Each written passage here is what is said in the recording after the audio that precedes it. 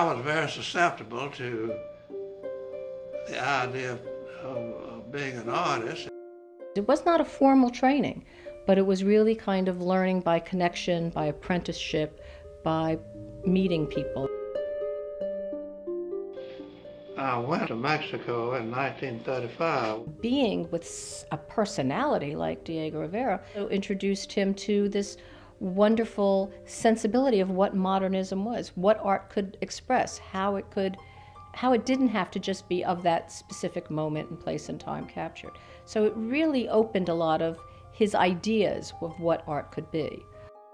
One of the things I learned from Rivera was the importance of drawing, and I think my own drawing was influenced very much by watching him in his fresco way.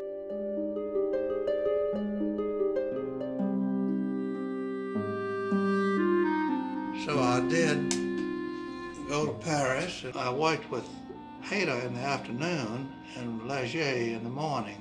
They were on opposite sides of Paris, ateliers.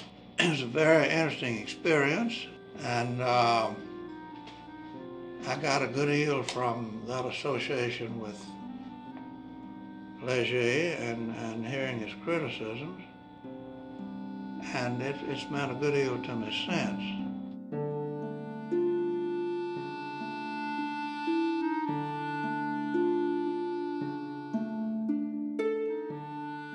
And we see his whole understanding of modern art expand, and the possibility of color, and the possibility of, moving towards abstraction. There are things that happen along the way that take him to the next step, introduce him to the next step.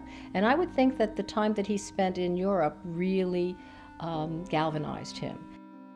All of the people I worked with in Europe constituted a liberating influence. Maltby always was reaching a little further.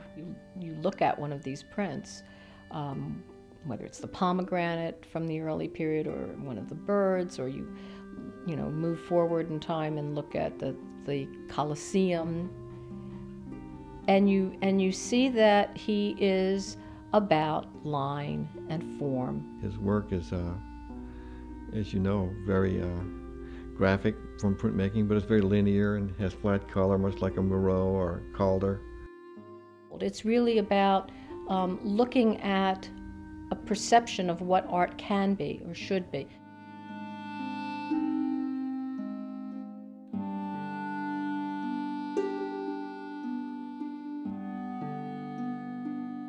Frank asked me if I would like to come down and teach. And I told him I'd be very much interested in doing it. Now, I came in, I guess, the fall of '41.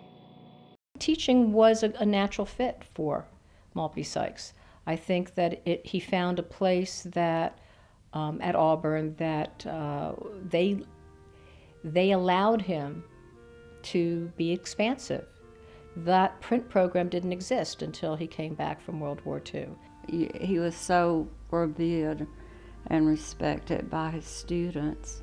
In fact, I was always worried about what he didn't say as much as what he said as a professor, because he was so wise.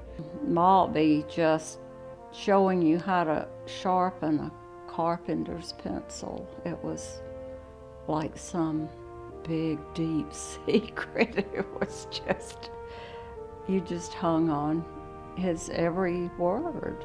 When you read his writings, when you read his letters, there's a kind of humility, a kind of sense that I wish I had known him, because I would have said, no, actually, you did pretty good work. You did really fine. You made a really huge impact. The work is timeless. It was good 40 years ago, and it's good today. I was shocked when he died, because I thought he would always be there, He was Lincoln-esque. That's what was so fun about Maltby. He had such character. For Sykes, just recognizing that what he accomplished and how important he was to Auburn, to this program, is enough, is well worth it. I think he'd be flattered.